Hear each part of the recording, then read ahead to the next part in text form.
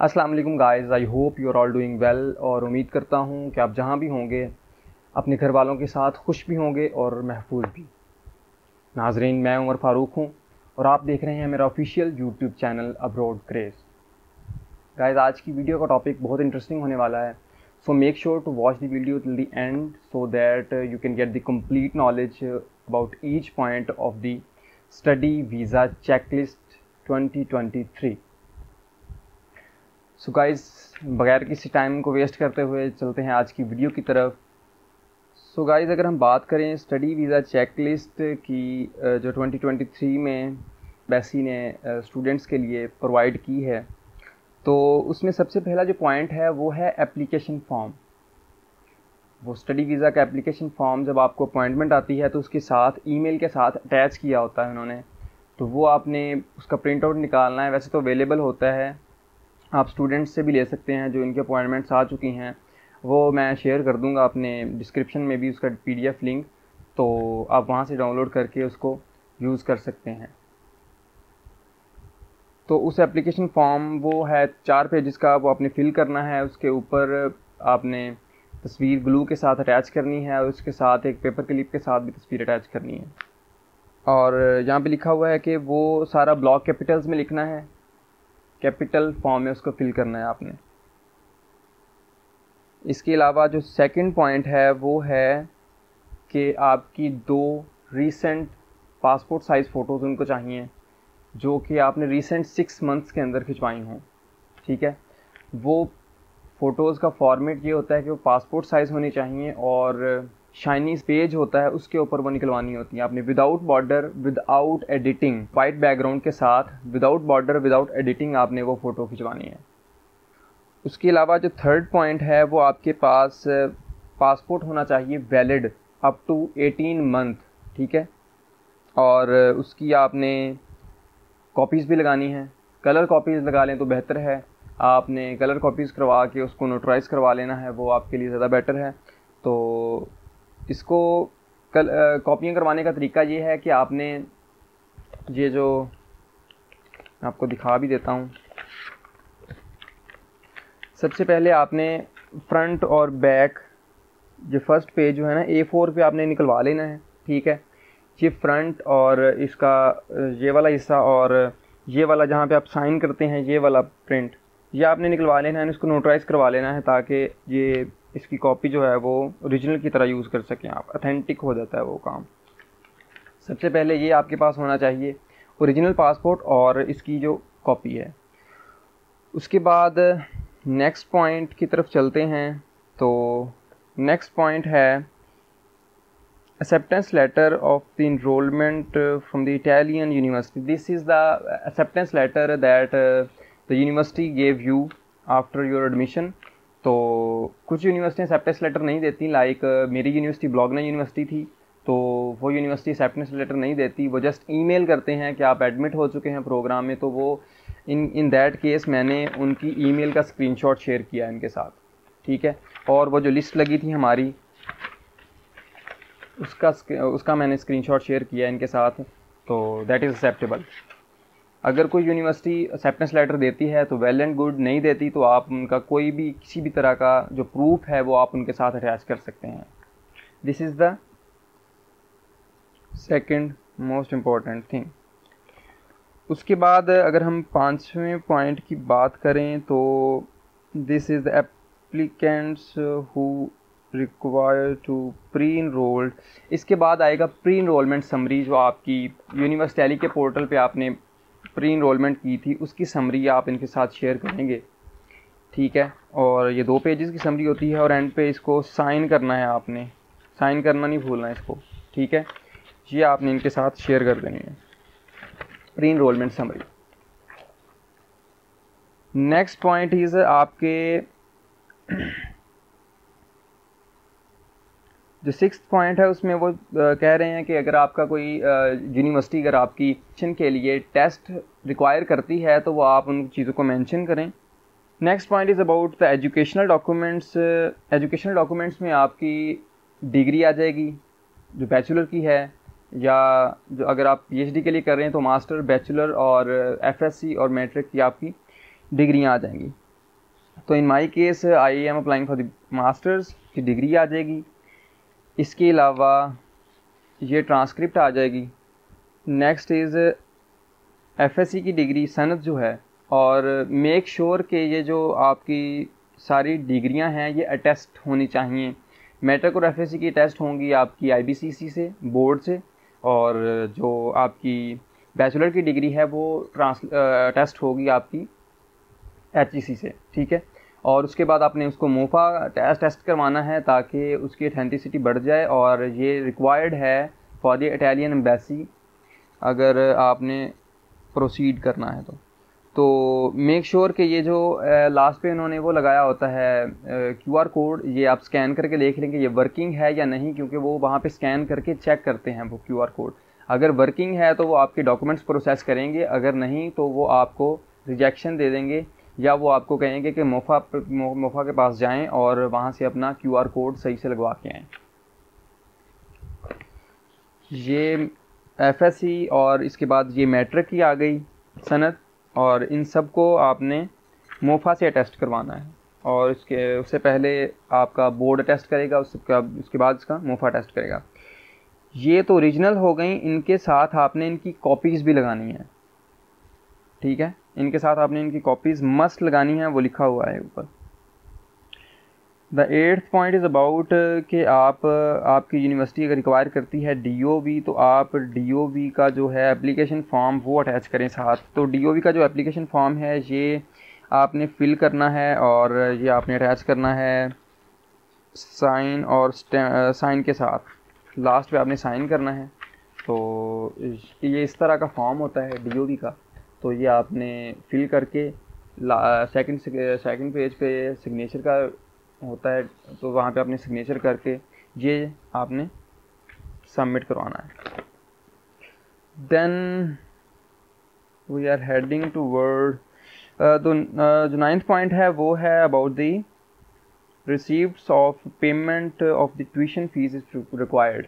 Like कुछ students ने university को कुछ फीसिस पे की होती हैं, तो वो कहते हैं कि अगर आपने कोई किसी तरह की फ़ीस पे की है तो उसका वो हमें पेमेंट रिसीप्ट शो करवाएं, तो वो भी अटैच करवा दें साथ। तो वो उन केसेस में है जो यूनिवर्सिटी रिक्वायर करती हैं बिफ़ोर आप वहाँ पे इटली में जाओ, उससे पहले वो आपसे ट्यूशन फ़ीस रिक्वायर करती हैं कुछ यूनिवर्सिटियाँ। Like in my case Bologna university they don't require any type of tuition fee before the start. Like अगर उनकी जो इनरोलमेंट की डेडलाइन है वो है आई थिंक अक्टूबर के अंदर है, तो अक्टूबर से पहले मैं अगर वहाँ पे चला जाता हूँ तो मैं वहाँ पे जाके इनरोलमेंट भी कर सकता हूँ। So that's not a big issue. अगर आप यहाँ से भी कर लें तो ये आप साथ अटैच कर लेंगे उनको, तो अगर नहीं की तो कोई इशू नहीं है। ये पॉइंट नेसेसरी नहीं है, वो लिखा हुआ है कि if required. Then the most important point we are heading toward is the sponsorship point, like applicant economic status. तो इसमें सबसे पहला जो पॉइंट है affidavit of by the sponsor for the financial support. तो आपने वो जो स्पॉन्सर है आपका उसका एफिडेविट शेयर करना है इनके साथ, और वो एफिडेविट सबसे पहले आपने स्टाम्प पे वो एफिडेविट का जो प्रिंट आउट फॉर्म है वो लगानी है। जुडिशियल मजिस्ट्रेट है आपका, वहाँ से इसको स्टैम्प करना है। उसके बाद आपने मोफा से इसको टेस्ट करवाना है फॉर द वैलिडिटी। देन वो आपसे रिक्वायर करते हैं कि आप अपने जो स्पॉन्सर है उसका बैंक स्टेटमेंट शेयर करें। तो वो आप पे डिपेंड करता है कि आप लास्ट 6 मंथ का शेयर कर रहे हैं या साल का शेयर कर रहे हैं, लेकिन उनको जस्ट 3 मंथ्स लास्ट का ना मेंटेन्ड स्टेटमेंट चाहिए होता है, और वो साइन एंड स्टैम्प होना चाहिए बाय दी बैंक जहाँ पे आपके स्पॉन्सर का अकाउंट है। ये बैंक स्टेटमेंट है लास्ट 6 मंथ की। इसी के साथ अकाउंट मेंटेनेंस सर्टिफिकेट रिक्वायर करते हैं, ठीक है। वो भी आपका बैंक आपको इशू करेगा, जो आपका स्पॉन्सर है, स्पॉन्सर का बैंक है, वहाँ पे आप जाएं उनको कहें कि हमें बैंक मेंटेनेंस सर्टिफिकेट चाहिए। वो जस्ट वहाँ उस पर ये लिखा होता है कि ये बंदा जो है इसने इतनी देर से हमारे बैंक में अकाउंट खुलवाया हुआ है और इसका कंडक्ट जो है वो बहुत अच्छा है, और ये तब से हमारे साथ मेंटेन्ड अकाउंट चला रहा है। तो ये भी आपका वो साइन एंड स्टैम्प होगा आपके बैंक से। Then next is the relationship of the sponsor with the applicant.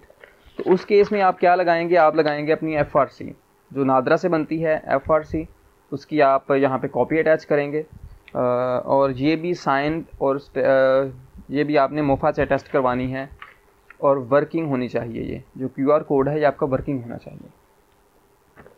Next वो रिक्वायर करते हैं आपकी 2 ईयर्स की टैक्स रिटर्न्स। तो अगर आपका स्पॉन्सर फाइलर है FBR से, तो FBR से वो इजीली आप ऑनलाइन निकाल सकते हैं। IRS का प्लेटफॉर्म है इनका, तो वहाँ पे जाके आप अपने स्पॉन्सर का डाटा वहाँ पे फिल करें, तो वहाँ पे जो लास्ट 2 ईयर्स का क्या नाम है FBR का टैक्स रिटर्न है वो आप लगाएंगे। The next is proof of income, कि आपका स्पॉन्सर का प्रूफ ऑफ इनकम क्या है। This is the very important point कि उनको प्रूफ ऑफ इनकम चाहिए। आपके जो बैंक स्टेटमेंट आप शो कर रहे हैं उसका उनको प्रॉपर प्रूफ चाहिए विद डॉक्यूमेंटेशन। तो मेरे केस में मेरे वालिद मेरे स्पॉन्सर हैं और वो एक गवर्नमेंट टीचर हैं, तो मैंने उनकी लास्ट 6 मंथ की सैलरी स्लिप्स अटैच की हैं। ठीक है, वो जो गवर्नमेंट उनको इशू करती है वो मैंने लास्ट 6 मंथ्स की सैलरी स्लिप्स उनको शो की हैं।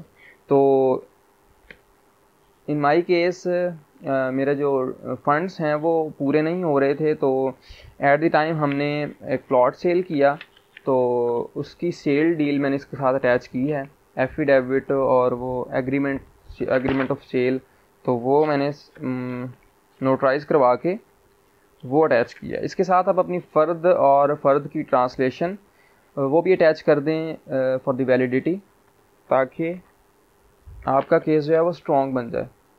क्योंकि अगर आप कुछ चीज़ सेल कर रहे हैं तो उसका सेल डील भी आप उसके साथ लगाओगे। लाइक अगर आप गोल्ड सेल कर रहे हैं तो आप गोल्ड शॉप से जो रिसिप्ट बनती है वो रिसिप्ट का प्रूफ आप इसके साथ लगाएं, ताकि आपका केस वैलिड हो जाए। Next point is about IELTS. It's a very good point, और बहुत से लोग ये कह रहे हैं कि यार आइल्स चाहिए या नहीं चाहिए, तो इसके बारे में मैं आपको लेटर एक्सप्लेन करूंगा। लेकिन अल्हम्दुलिल्लाह मेरे पास आइल्स था और ये मेरा आइल्स की कॉपी है, और ओरिजिनल भी आपने साथ लगाना है, ओरिजिनल और इसकी एक फ़ोटो कापी आपने साथ लगानी है आइल्स की। Then next is the FRC by the NADRA and photo copy. ये FRC और इसकी फ़ोटो कॉपी आपने अटैच करनी है, ओरिजिनल और photo copy. Then the next point is the adequate proof of boarding and lodging in Italy. So ये आपने hotel booking show करनी है उनको कि मैं कितनी देर उधर रहूँगा, वो सारा इस पर डिटेल्स मेंशन होती हैं, वो आपने उनको प्रूफ शो करना है। Then the next is the flight booking. Flight booking आपकी अपॉइंटमेंट डेट के हिसाब से आपने वो मैनेज करनी है सारी, कि आप क्लासेस शुरू होने से महीना पहले जाना चाहते हैं, 10 दिन पहले जाना चाहते हैं, वो सारी इसकी आपने उसके हिसाब से मैनेज करके आपने फ़्लाइट बुकिंग की डिटेल्स इनके साथ शेयर करनी है।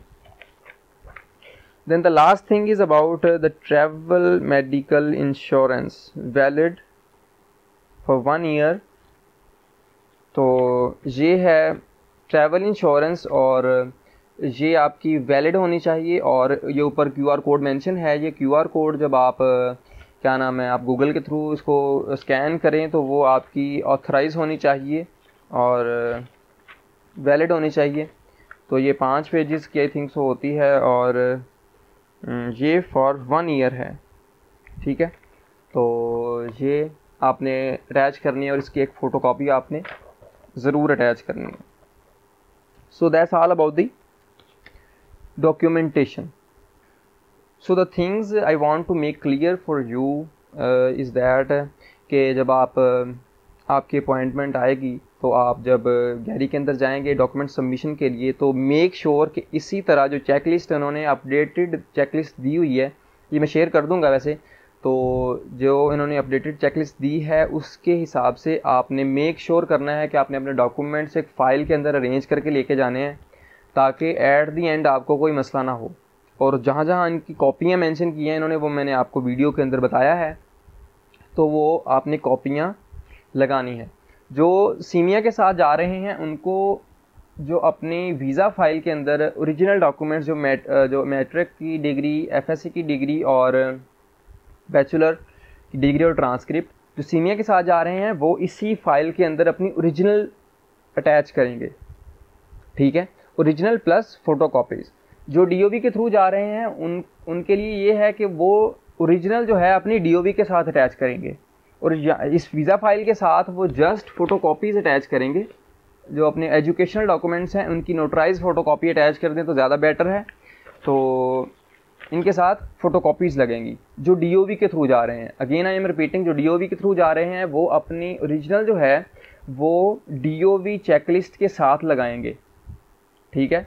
वो मैं चेकलिस्ट एक्सप्लेन करूँगा नेक्स्ट वीडियो के अंदर, डीओबी की चेकलिस्ट। तो जो सीमिया के साथ जा रहे हैं वो ओरिजिनल भी इसी के अंदर लगाएंगे, कॉपीज़ भी लगाएंगे, और वो सीमिया के थ्रू जा रहे हैं तो उनको किसी चीज़ का कोई इशू नहीं है। So that's all about the video. अगर आप इस तरीके से प्रिपेयर्ड होगे, अगर आप गैरी के अंदर जाएंगे तो गैरी में आपका प्रोसेस जो है मैक्सिमम 1 घंटे से 1.5 घंटे का होगा। बहुत से लोग गैरी के अंदर जाते हैं, जब उनकी अपॉइंटमेंट मिल जाती है तो वो डॉक्यूमेंट्स को एक बैग के अंदर भर के ले जाते हैं, कॉपियाँ कोई अरेंज नहीं होती तो उनको वो 4-4 बजे तक बिठा के रखते हैं जस्ट फॉर द सेक कि वो घर से प्रिपेयर होके नहीं जाते, और उनके लिए भी, गैरी वालों के लिए वो मुश्किलात बनाते हैं। और मेरे जो दोस्त हैं जिन्होंने ये चेकलिस्ट के मुताबिक, या मैंने खुद इस चेकलिस्ट के मुताबिक प्रिपेयर होकर गया हूँ, तो हमारा काम मैक्सिमम घंटे के अंदर हो गया था। जब आप गैरी के अंदर एंटर हो जाते हो तो अगर आपके डॉक्यूमेंट्स प्रॉपरली अरेंज्ड हैं तो वो आपके डॉक्यूमेंट्स कलेक्ट करते हैं, उनको एम्बेसी से वेरीफाई करते हैं और एट द एंड वो रिसीप्ट देते हैं, आप उनकी फ़ी पे करते हो, तो आप बिल्कुल free with in an hour. So guys, आपकी जो भी क्यूरीज़ हैं आप कमेंट्स के अंदर मेंशन करें, I will try to answer all of the queries. और इसके अलावा मेक श्योर कि आप चैनल को सब्सक्राइब करें ताकि जो नेक्स्ट वीडियोज़ हैं रिगार्डिंग द डीओबी चेकलिस्ट, और मैं अपना गैरी का एक्सपीरियंस भी टोटली आपके साथ शेयर करूंगा कि गैरी के अंदर किस तरह आपने डॉक्यूमेंट्स लेके जाने हैं और किस तरह आपने प्रोसीड करना है वहाँ पे, और किस तरह आप जल्दी से जल्दी अपने डॉक्यूमेंट्स जमा करवा के फ्री हो सकते हैं। सो आई होप कि आपको ये वीडियो पसंद आई होगी। Make sure to subscribe the channel and make sure to share this video to all those friends who have the queries regarding the student visa checklist.